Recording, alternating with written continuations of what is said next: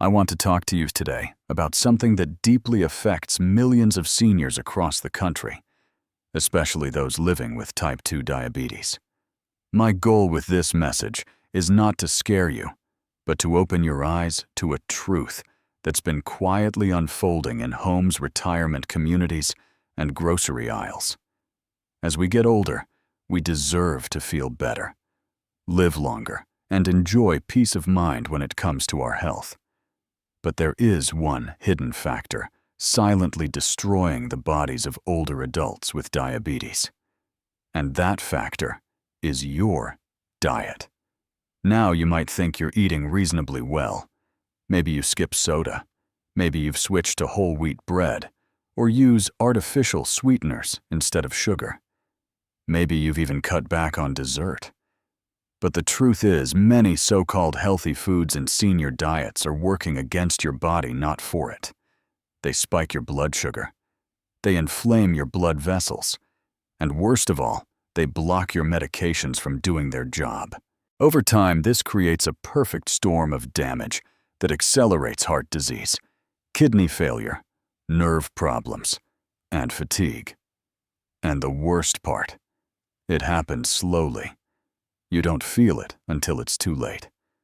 As a cardiologist who works with older adults and a nutritionist focused on aging metabolism, I've seen how dangerous the modern diet has become for seniors.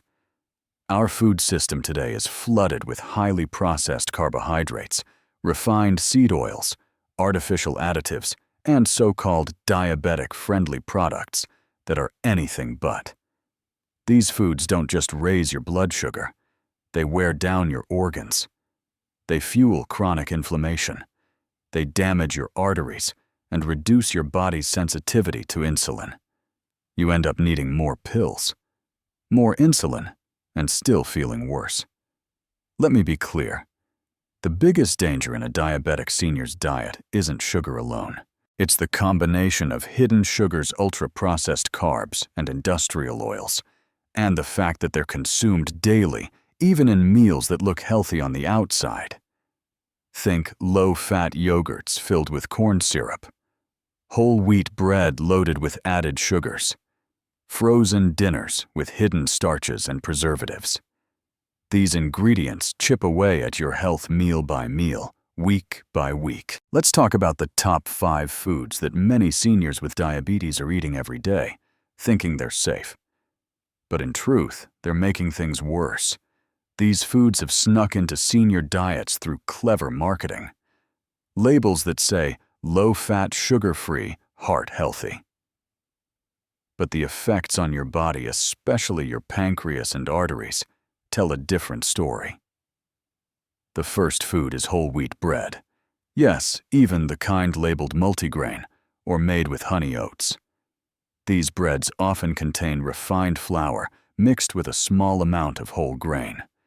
They break down quickly into sugar in your body, spiking your blood sugar and increasing insulin resistance.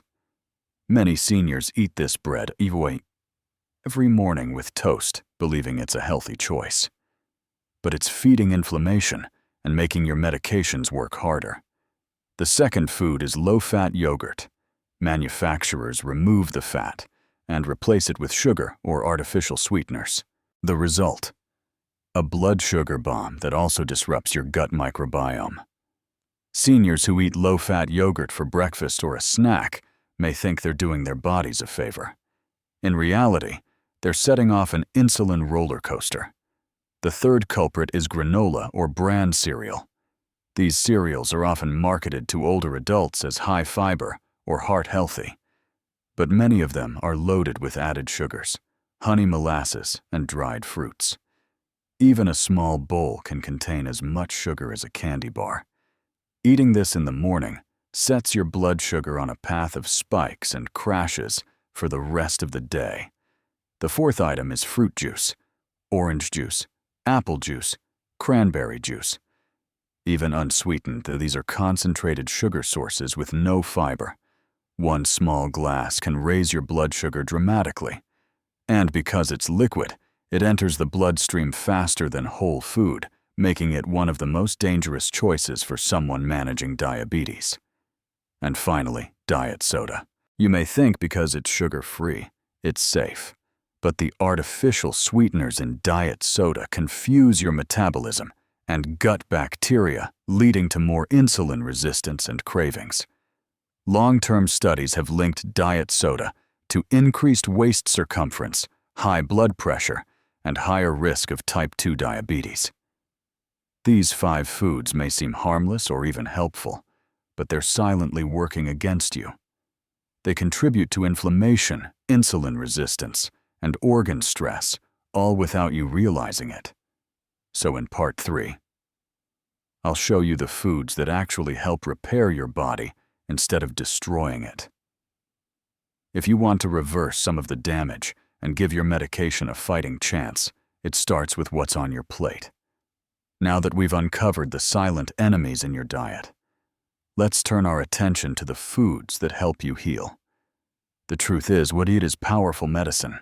The right foods not only stabilize blood sugar, but also lower inflammation, improve insulin sensitivity, and help reduce the need for medication over time.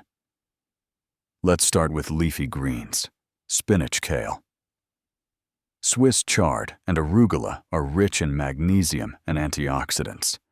They support better blood sugar regulation, reduce inflammation, and feed your gut bacteria in healthy ways. Try adding a handful of greens to your breakfast eggs or blending them into a midday smoothie. Next, non-starchy vegetables like broccoli, cauliflower, zucchini, and bell peppers. These provide volume, fiber, and nutrients without raising your blood sugar. Roasting them in olive oil with herbs makes them flavorful and filling. Eating more of these means you'll crowd out the processed carbs without feeling deprived. Third, healthy fats. Avocados, walnuts, almonds, flaxseed, and olive oil support heart health and reduce post-meal glucose spikes. They keep you full longer and improve insulin sensitivity. Instead of spreading margarine on your toast, try half an avocado.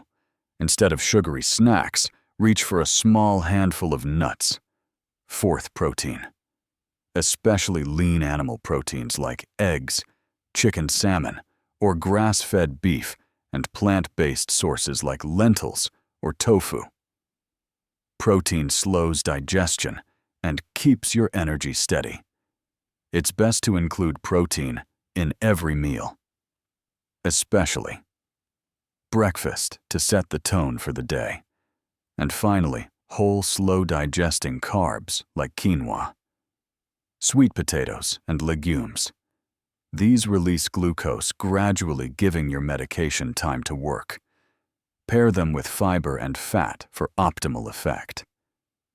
For example, a baked sweet potato with olive oil and grilled salmon is far safer than pasta with garlic bread. An additional tip: always hydrate with clean water.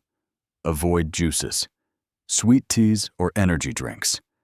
Water helps your kidneys filter out excess glucose and keeps your cells functioning properly. If plain water is boring, add a slice of lemon or cucumber.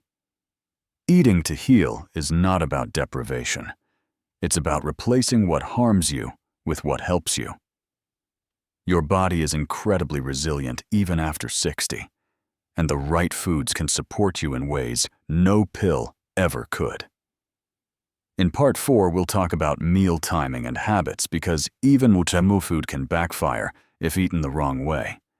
Even the healthiest foods can become a problem if eaten at the wrong time. For seniors with diabetes, when you eat can be just as important as what you eat. Your body follows a circadian rhythm. Hormones like insulin and cortisol rise and fall throughout the day. If your eating schedule fights against that rhythm, your blood sugar and medications won't work as intended.